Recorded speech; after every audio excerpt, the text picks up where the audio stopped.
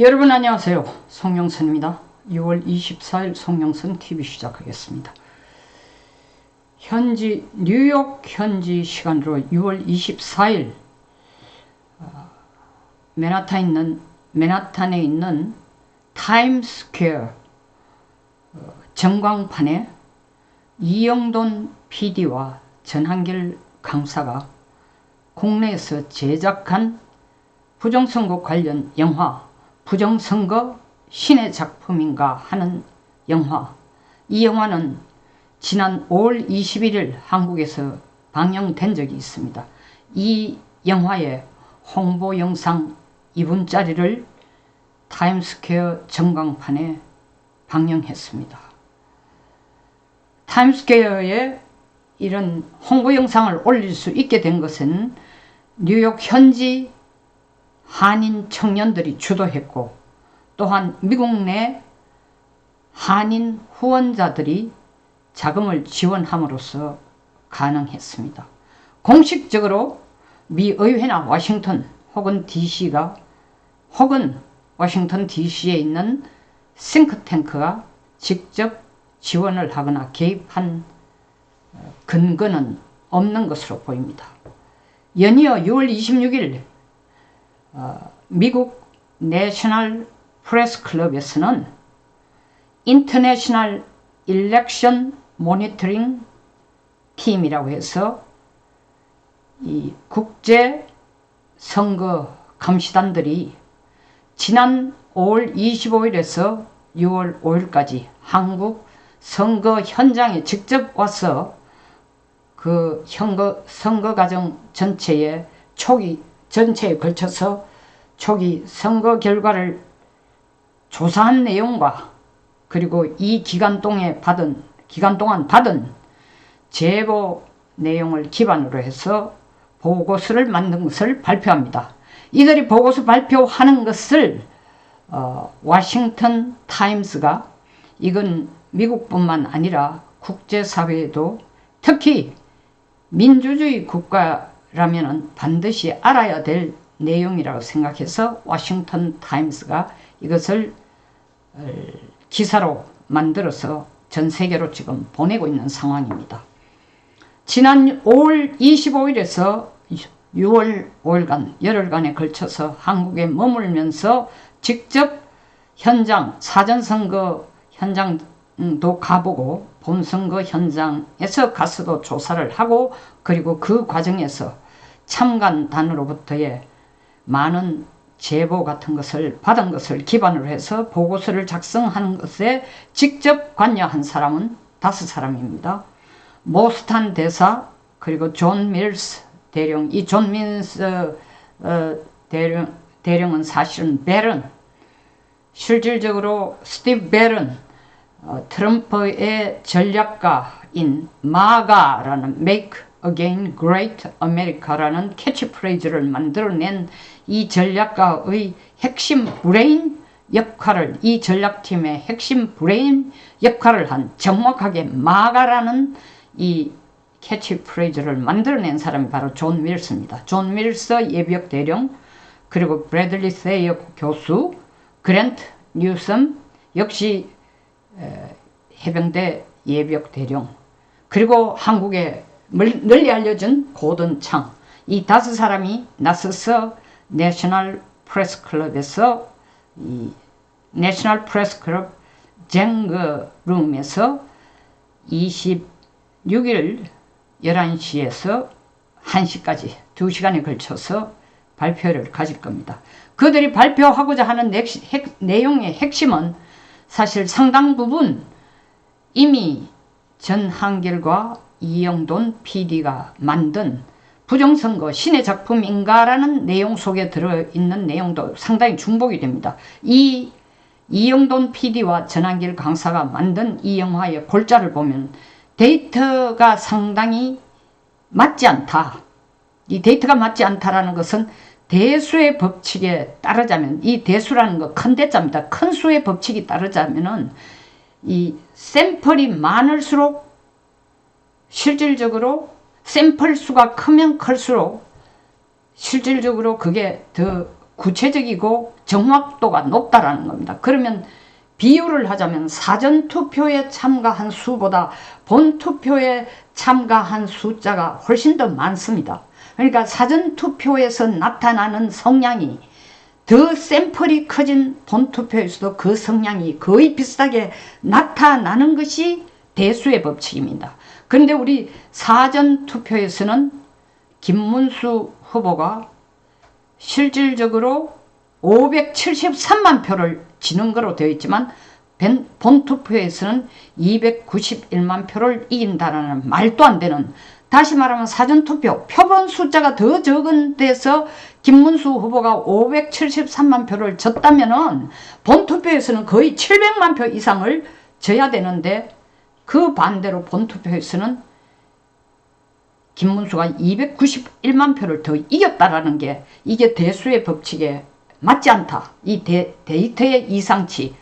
둘째, 이런 숫자에 나타나는 이 숫자가 이렇게 드러난 데는 반드시 사전투표에 조작이 있을 거다. 어떠한 채널을 통해서인지. 그리고 서버 교체, 이런 문제들을 다루면서 이 영화에서는 헌재와 대법원이 공정한 조사 없이 은폐에 관여했다라는 주장도 영화 속에 포함시키고 있습니다. 근데 이 내셔널 프레스 클럽에서 이 5인이 발표하는 데는 헌재와 대법원 얘기까지는 않고 있지만 거의 이영돈 PD와 전한길 강사가 만든 영화의 상당 부분 오버랩되는 게 제일 큰 부분이 이게 대수의 법칙이 맞지 않는 데이터의 이상치에 대해서 꼬집고 있습니다. 사전투표와 본투표의 괴리가 너무나 크다. 그것도 방향이 전혀 다른 방향으로 숫자의 차이가 너무 크다. 이거 도저히 대수의 법칙으로 설명할 수 없다라는 게 첫째고, 그 다음에 둘째로는 이들이 발표하고자 하는 내용의 둘째의 포인트는 이번 투표는 절대 자유로운 투표도 아니고 공정한 투표도 아닌 stolen election. The vote is stolen. 도둑맞은 선거다. 그래서 아예 정당성이 전혀 없는 이 선거였다라는 것. 근데 이 정당성이 전혀 없는 선거였다는 것은 이런 사기투표 내지는 부정투표를 통해서 부정투표를 통해서 대통령이 선출된 인물이 이재명이니까 정식 대통령으로 인정해서는 안 된다라는 의미를 포함하고 있다고 볼 수 있죠. 그리고 세 번째로는 중앙선관위는 모든 감사, 이렇게 감사해달라고 하는 감사 요구에 대해서 전부 거부를 했습니다. 그래서 광범위한 부정선거가 여기저기에서 나타나는데도 이걸 완전히 무시했다라는 것. 그리고 네 번째로는 국제사회에게 주는 메시지입니다. 미국과 국제사회는 이번 선거 결과를 결코 인정해서는 안 된다. 다시 말하면 이번 선거는 The election, South Korea's June 3rd presidential election was a fraudulent.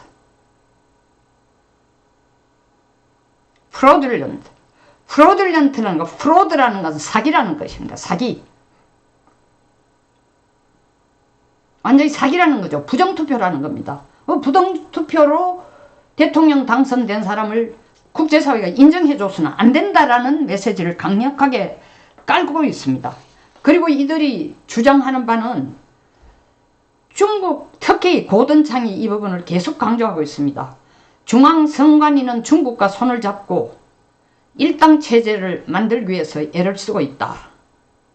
그리고 둘째로는 하이웨이라는 중국 시스템을 가져와서 이 한국의 LG U+ 인프라망을 사용하고 있다는 것을 이들은 지적하고 있습니다.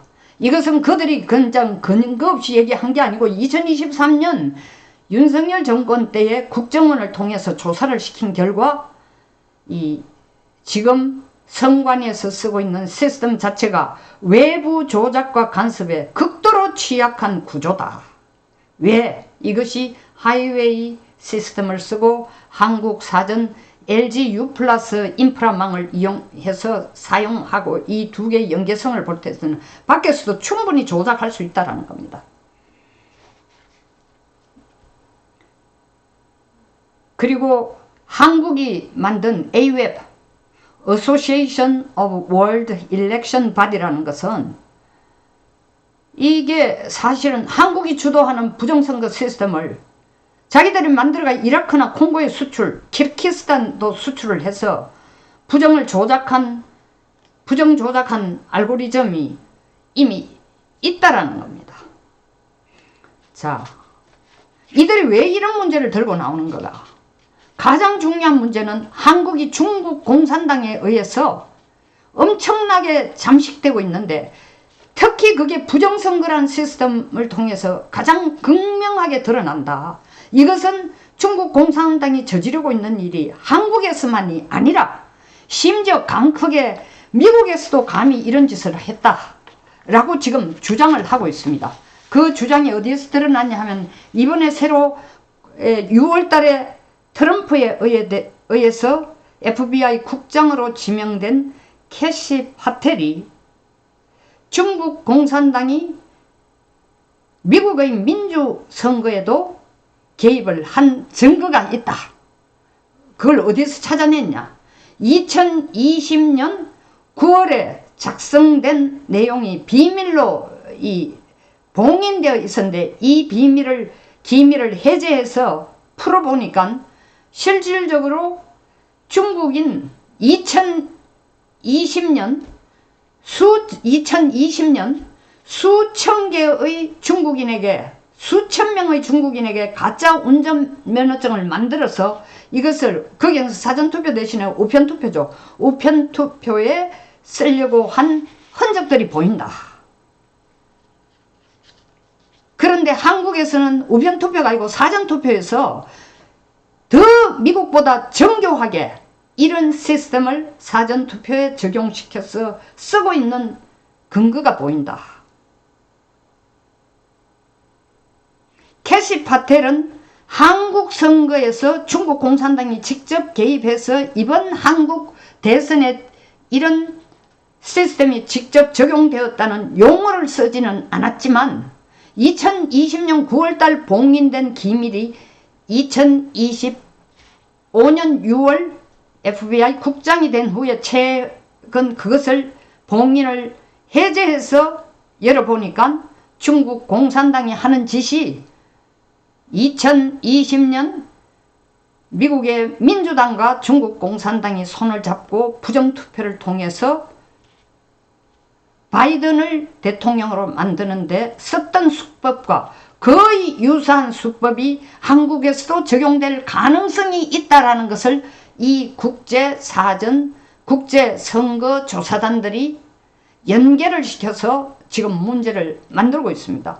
물론 트럼프도 이에 대한 대응을 간단히 넘어가지는 않습니다. 특검 바로 마련해라. 특검 수사를 공식으로 요구했습니다.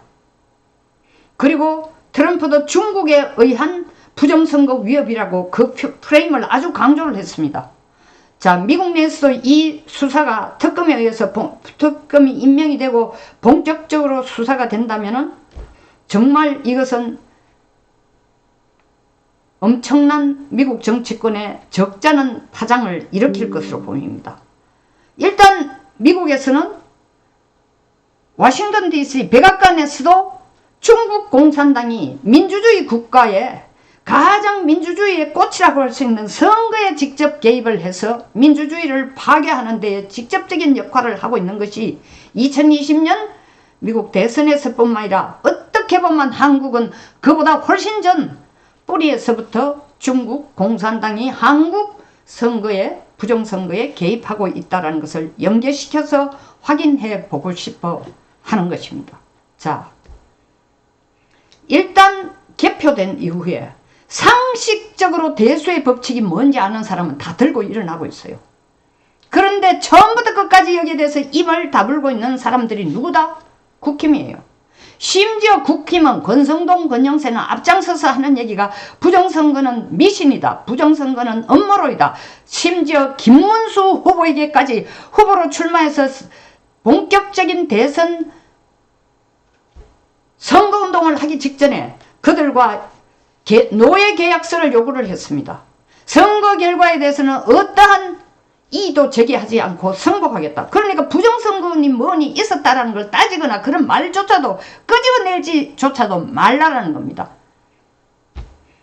국힘이 새로운 원내대표를 선출하고 새 원내대표로 선출된 송은석, 김천 출신 삼선 의원은 국힘 의원들에게 뭐라고 당선의 변을 내어놓았냐 하면 국힘은 개혁과 쇄신을 추구하겠다고 했습니다.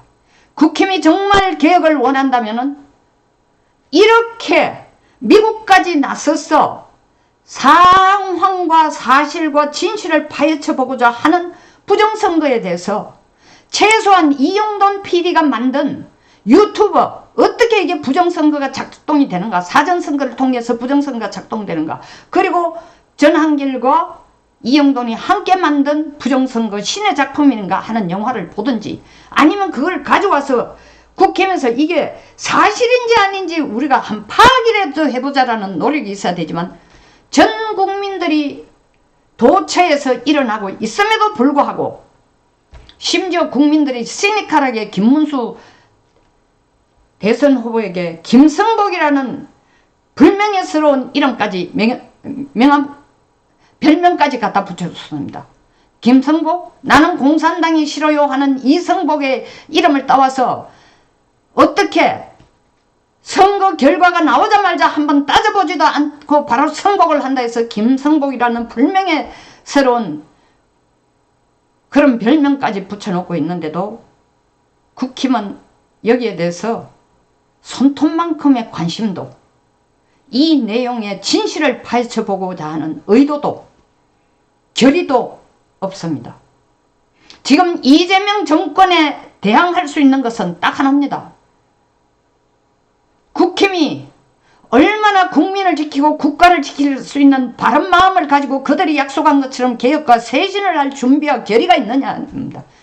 저는 국힘은 더 이상 존재의 가치조차도 없는 당이라고 생각합니다. 김문수 후보가 당 대표로 나오라고 하는데도 당대표 선거에 출마하는데도 멈칫하고 있는 게 간을 보고 있는 게 아닙니다.